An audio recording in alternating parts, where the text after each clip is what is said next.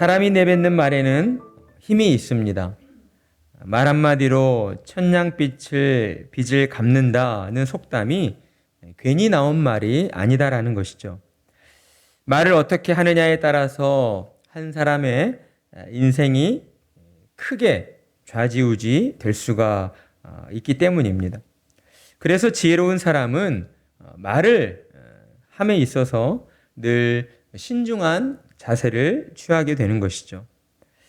이러한 면으로 살펴볼 때에 신자들은 말에 있어서 더욱 특별한 신중을 기해야 합니다. 왜냐하면 신자에게는 한 사람의 생명을 살릴 수 있는 그러한 생명의 말이 주어져 있기 때문이다라는 것입니다. 하나님께서는 죄인 되었던 우리를 은혜 가운데 구원해 주시고 사람들의 생명을 살리는 지혜의 말씀을 우리에게 허락해 주셨습니다. 그리고 하나님이 주신 지혜의 말씀으로 이 땅 가운데에서 죽어가는 영혼들을 살리도록 하셨다라는 것이죠. 하나님께서 우리에게 주신 사람을 살리는 지혜의 말씀은 무엇입니까? 주 예수를 믿으라. 그리하면 너와 내 집이 구원을 얻으리라. 예수님께서 우리에게 말씀하여 주신 예수 그리스도의 복음인 것이죠. 하나님은 우리 자신을 먼저 그리스도의 복음으로 살려주셨습니다. 그리고 우리의 영혼 가운데에 복음의 능력을 심어주시고 우리의 마음에 있는 것이 우리의 입 밖으로 나와서 우리 입술로 말미암아 그리스도의 복음을 전하여 사람들을 살리도록 그렇게 우리에게 은혜를 허락해 주셨다라는 것이죠. 그러니 저와 여러분은 평생을 사는 동안 그리스도의 복음을 전하는 사람들이 되어야 합니다.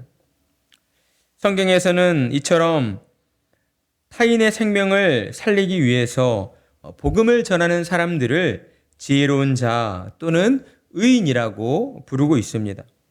그리고 반대로 그리스도의 복음을 듣기 싫어하고 또한 배척하는 자들을 미련한 자 또는 악인이다라고 부르고 있습니다. 오늘 우리가 함께 읽은 말씀은 이렇듯 의인과 악인을 대조하여서 이 땅을 사는 동안 의인된 자와 악인된 자가 얻게 되는 소득이 무엇인가? 이 땅을 살면서 의인과 악인이 각자 얻게 되는 그 소득이 무엇인가를 우리에게 교훈해 주고 있다라는 것입니다. 6절의 말씀을 보면 의인의 집에는 많은 보물이 있어도 악인의 소득은 고통이 되느니라 라고 말씀합니다. 여기서 의인의 집에 많은 보물이 있다는 것은 무엇을 의미하는 말씀일까요? 우리가 흔히 생각하는 것처럼 의인의 집에는 많은 돈과 많은 재물이 있다는 것을 의미하는 것일까요? 물론 그러한 의미도 일부는 포함되어 있기는 합니다. 그러나 의인의 집에 많은 보물이 있다는 말씀은 전적으로 돈과 재물이 많다는 것을 의미하고 있지는 않다라는 것이죠. 왜냐하면 성경에서는 하나님을 섬기는 의인이 하나님을 섬기기 때문에 무조건 부자가 된다라고 우리에게 말씀하시지는 않기 때문이다라는 겁니다. 따라서 이 말씀은 은유적인 표현이라고 할 수가 있는 것이죠. 우리는 보물을 어떨 때 표현합니까? 무조건 돈과 어떤 보석만을 가리켜서 보물이라고 표현하나요? 시적인 표현으로 볼 때에는 꼭 그렇지 않을 때도 있다는 것이죠. 우리에게 있어서 가장 소중한 것을 가리켜서 우리가 보물이라고 표현을 하기도 한다라는 겁니다. 대표적인 보물로는 우리가 속해 있는 가정이 그렇다라고 할 수가 있습니다. 부모에게 있어서는 자녀들이 또한 부모의 보물과도 같은 존재가 되는 것이죠. 더러는 부모님이 보물과 같은 존재일 수도 있고, 더러는 또 형제들이 보물과 같은 존재가 될 수도 있는 것입니다. 꼭 돈과 보석이 아니더라도 우리에게는 이와 같은 보물과 같은 소중한 것들이 우리의 삶에 많이 또한 존재하고 있다는 것입니다. 하나님께서 우리에게 이렇듯 소중한 보물들을 허락해 주신 것이죠. 하나님을 섬기는 신자들에게 있어서 사실 가정보다 더 소중한 보물은 있을 수가 없습니다. 왜냐하면 하나님께서는 가정을 통해서 우리가 하나님의 다스리심과 하나님의 사랑을 누리도록 우리에게 허락해 주셨기 때문이다라는 거예요. 우리는 가정을 통하여서 하나님의 다스리심을 경험하게 됩니다. 그리고 하나님의 사랑과 또한 용서를 경험하게 되는 것이죠. 우리가 어떠한 잘못을 저질렀을 때에 우리를 조건 없이 용서해 줄 수 있는 사람들이 누가 있겠습니까? 바로 우리가 속해 있는 가정, 부모님과 형제와 또 우리의 그 자녀들이 우리의 잘못을 또 우리의 허물을 조건 없이 용서해 줄 수가 있는 겁니다. 그러니 이 가정이라고 하는 곳은 세상이 말하는 보석, 세상이 말하는 보물, 돈이나 보석으로 결코 살 수 없는 가장 소중한 보물이 된다라고 하는 것입니다. 그러나 이 말씀에는 또한 하나님을 진실로 믿고 섬기는 자에게 하나님께서 물질의 축복을 더하여 주신다는 그러한 의미도 포함되어 있습니다. 따라서 하나님을 섬기는 의인은 하나님이 주시는 물질로 말미암아 정말 후회 없는 그러한 큰 기쁨과 행복을 누리며 살게 되는 것이죠. 그러나 그와 반대로 불의한 방법으로 재물을 쌓아올린 악인들은 도리어 자신이 쌓아올린 재물로 말미암아 큰 고통과 불행 가운데에 살아가게 되는 겁니다. 정의로운 방법이 아니라 다른 사람을 아프게 하고 다른 사람을 속이고 또 다른 사람을 망하게 하면서 그로 말미암아 자신이 더 많은 부를 축적했기 때문에 어때요? 그런 사람들이 어떻게 마음 편하게 발 뻗고 잠을 잘 수가 있겠습니까? 결코 그럴 수 없다라는 것이죠. 따라서 우리는 하나님을 진실로 또한 섬기는 자로서 하나님의 지혜 말씀을 전파하며 하나님께서 우리에게 베풀어 주시는 그러한 좋은 것들을 많이 받아 누리는 그러한 성도들이 되어야 하는 것입니다. 그러나 여기에서 우리가 한 가지 명심해야 할 것이 있습니다.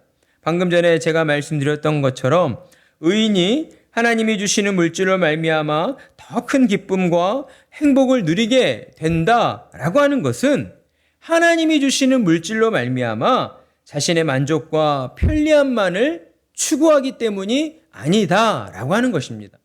그러니까 하나님께서 신자에게 많은 재물을 주셨어요. 그런데 신자가 그 많은 재물을 자신의 육신의 어떤 쾌락과 즐거움과 만족을 위해서 그 재물을 사용함으로써 더 큰 기쁨과 행복을 누리게 되는 것이 결코 아니다라는 것이죠. 그렇다면 어떠할 때에 신자는 하나님이 주신 재물로 말미암아 더 큰 기쁨과 행복을 누리게 되는가? 하나님이 주신 재물로 하나님의 영광을 위해 사용할 때에 하나님의 뜻이 이루어지도록 하나님이 주신 재물을 사용할 때에 신자된 자들은 하나님이 주시는 더 큰 기쁨과 또한 행복을 누리게 되어 있다라고 하는 겁니다. 마태복음 6장 28절에서는 예수님께서 한 사람이 두 주인을 섬기지 못할 것이니 혹 이를 미워하고 저를 사랑하거나 혹 이를 중히 여기고 저를 경히 여김이라. 너희가 하나님과 재물을 겸하여 섬기지 못하느니라 라고 말씀하셨습니다. 그러니까 이 땅을 살아가는 사람은 우리의 마음 가운데에 두 마음을 품을 수가 없다는 것이죠. 어떤 경우에든 우리는 한쪽을 선택하여 살아갈 수밖에 없는 존재들입니다. 죄로 타락한 우리의 존재가 그렇게 되어버렸기 때문이에요. 그러니 예수님께서는 신자들을 향하여서 너희는 하나님만을 주인으로 섬기는 자들이 되어야 한다라고 말씀하신 것이죠. 하나님이 아니라 세상의 돈과 세상의 재물을 너희의 마음의 주인의 자리에 앉혀서는 결코 안 된다는 것을 우리에게 강조하여서 말씀해 주신 것입니다. 왜 그렇습니까? 앞뒤 우선순위가 뒤바뀌어서는 안 되기 때문이죠. 세상의 모든 돈과 재물의 주인은 누구이십니까? 하나님이십니다. 그러니까 우리가 하나님을 우리의 마음의 주인으로 모실 때에 하나님의 뜻에 따라서 하나님께서 우리에게 더 많은 좋은 것들을 베풀어 주신다라고 하는 것입니다. 그런데 하나님이 있어야 할 자리에 하나님이 아닌 돈과 재물을 우리 마음의 주인으로 두고 어떠한 불의한 방법을 동원해서라도 세상 가운데에서 부자가 되고 또 높은 자리에 앉으려고 그렇게 살다 보면 어때요? 하나님께서 그런 악한 마음을 가진 사람을 가만 내버려 두시지 않는다는 것이죠. 하나님께서는 반드시 하나님의 방법으로 그런 사람들을 또한 벌하시고 자신들이 가지고 또한 누려왔던 모든 것들이 한순간에 잃어버리게 되는 그러한 안타까운 일을 만들게 된다라고 하는 것입니다. 그러나 하나님께서 내게 주어진 모든 것이 하나님께로부터 왔습니다 라고 고백하며 정말 하나님의 영광을 위하여 우리에게 주어진 모든 것들을 또한 사용하며 살아갈 때에 하나님께서 그런 사람을 더 기뻐하시지 않겠습니까? 하나님이 그런 사람을 보고 어떻게 기쁨을 감출 수가 있겠습니까? 하나님은 이처럼 자신에게 주어진 모든 것이 하나님의 것입니다. 하나님의 영광을 위하여 쓰여지기를 원합니다라고 하는 이 마음의 소원을 품고 있는 자, 그들 가운데에 하나님은 더 많은 복을 허락해 주신다라고 하는 것입니다. 여러분, 다윗이 바로 그런 삶을 살았던 사람이에요. 다윗은 비록 양을 치는 목동에 불과한 그러한 소년이었지만 하나님께서 그의 마음의 중심에 있는 오직 하나님만을 경외하는 그의 믿음을 보시고 다윗을 한 나라의 왕으로서 하나님의 백성들을 다스리시고 또한 지도하는 왕으로서 그를 높여주셨다라고 하는 것입니다.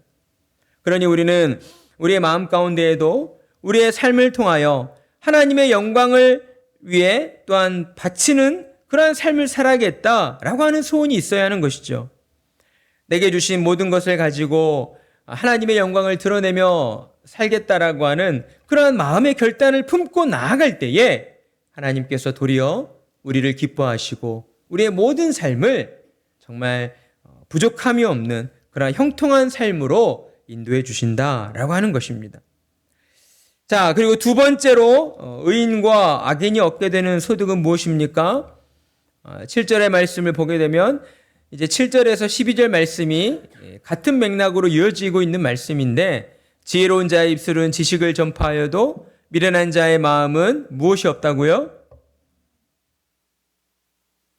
정함이 없느니라. 그렇습니다. 하나님을 섬기는 자와 하나님을 섬기지 않는 자의 그 큰 소득 중에 하나는 바로 마음의 정함이 있느냐 없느냐 하는 것입니다. 하나님을 믿고 섬기는 자는 하나님께서 주시는 이 마음의 확정, 마음의 정함이라고 하는 그러한 복을 받아 누리게 되는 것이죠. 여러분, 우리가 살면서 여러 가지 수많은 일들과 또 어려움들, 문제들을 경험하게 되는데 그때마다 참 우리를 힘들게 하는 것이 무엇이냐면 어떤 길을 선택해야 할 것인가 하는 그러한 결정의 문제, 무언가를 판단하고 결정해야 되는 그 상황 앞에서 우리는 정말 마음에 큰 갈등과 어려움을 겪게 되는 것이죠. 사람의 마음을 병들게 하고 사람의 몸을 아프게 하는 것이 바로 이런 부분 때문에 그렇습니다. 모든 일들이 그저 내 마음 먹은 대로 다 이루어지면 좋은데 우리가 육신을 입고 살아가는 이 세상에서는 그러한 일들은 결코 일어날 수가 없어요. 모든 일이 내 마음대로 이루어질 수는 없다라는 것이죠. 우리는 모든 사람들은 순간순간 어떤 거를 결정해야 되고 무엇을 또한 판단해야 되고 이러한 어떤 모든 일들을 결정해야 되는 그러한 상황들을 맞이하게 됩니다. 따라서 진정 하나님을 섬기는 자에게 주어진 참으로 놀라운 복은 바로 우리의 마음에 갈등이 없도록 해주는 이러한 마음의 정함이다라고 하는 것이죠. 오직 하나님의 뜻을 쫓아 하나님의 말씀에 따라서 우리가 판단하고 선택하겠다라고 하는 이러한 마음의 정함을 하나님께서는 의인된 자에게 주신다라고 하는 것입니다. 이것은 우리가 그저 머리로 또한 지식적으로만 알고 있다고 해서 우리의 마음의 정함이 이렇게 유지되는 것이 아닙니다. 7절의 말씀에서처럼 늘 우리의 입술을 통해서 하나님께서 우리에게 주신 그 하나님의 지혜의 말씀, 예수 그리스도의 복음, 곧 그리스도를 전함으로 말미암아 우리의 마음의 정함이 흔들림 없이 굳건하게 유지가 되어진다라고 하는 것이에요. 가만히 있는다고 해서 우리의 마음이 정말 이런 큰 바위에 눌려 있는 것과 같은 그러한 흔들림 없는 마음이 되는 게 아니에요. 하나님께서 우리에게 주신 그 마음의 정함을요, 우리가 입술로 말미암아 선포해야 돼요. 세상에 나아가서 믿지 않는 사람들에게 하나님을 전해야 되고요, 예수 그리스도의 복음을 전해야 돼요.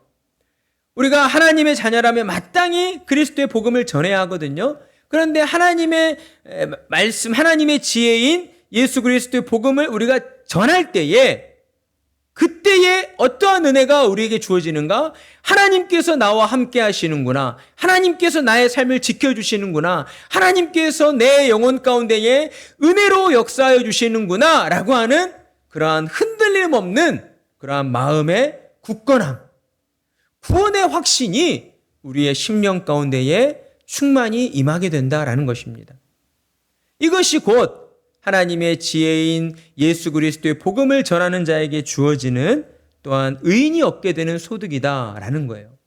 마음의 정함을 가진 자, 어떠한 상황 가운데에서도 어때요? 두려워하지 않고 또 불안에 떨지 않는 겁니다. 모든 것들을 하나님께 맡겨드렸기 때문에 그저 어떤 운명론으로 받아들이고 그냥 될 대로 되라, 이게 아니에요. 참된 믿음을 가지고 있기 때문에 분명 우리도 사람이라서 때로는 걱정하고 근심하고 또 여러 가지 문제들 앞에서 이렇게 갈등을 할 수가 있습니다. 그러나 그것들로 말미암아 우리가 결코 마음이 어떤 쇠하여지거나 우리의 마음이 무너져 내리거나 좌절하거나 낙심하지는 않는다는 거예요. 왜냐하면 하나님께서 나와 함께 하신다라고 하는 이러한 흔들리지 않는 믿음의 확신, 마음의 정함이 있기 때문이다라는 것이죠. 그런 신자는 어떠한 상황 가운데에서도 어때요? 크게 오르락내리락 하지 않습니다. 마음이 막 들쭉날쭉 하지 않아요. 작은 일 앞에서 일희일비 이런 모습을 보이지 않게 되는 거예요. 우리가 오늘의 말씀을 정말 마음에 새겨야 하겠습니다. 하나님께서는 하나님을 믿고 의지하는 자에게 정말 소중한 보물들이 많아지도록 그렇게 역사해 주십니다. 그 보물들은 또한 우리의 삶에 필요한 재물일 수도 있고요. 또 세상 사람들로부터 인정을 받는 명예일 수도 있습니다. 또 사람들로부터 이렇게 인기를 얻게 되는 그런 인기일 수도 있어요. 중요한 것은요, 이 모든 것들을 또한 하나님께서 주시게 되는데 오직 하나님만을 경외하는 자, 하나님을 마음에 품고 오직 하나님의 영광을 위하여 살고자 애쓰고 노력하는 자에게 하나님께서는 이처럼 놀라운 복의 복을 더하여 주시는 그러한 은혜를 베풀어 주신다라고 하는 것입니다. 우리 세우는 교회 성도님들의 삶 가운데에 이와 같은 하나님의 은혜가 임하기를 소원합니다. 날마다 더 하나님을 또 찬양하고 하나님을 또한 감사하고 정말 하나님께서 기뻐하시는 일들로 내가 쓰임받고자 하는 그러한 결단을 가지고 살아갈 때에 여러분의 삶은 하나님께서 친히 또한 간섭해 주시고 또 도와주시고 이끌어 주시는 그러한 복된 삶을 살게 될 것입니다. 그러한 은혜가 우리 모두에게 가득하기를 간절한 마음으로 축복합니다.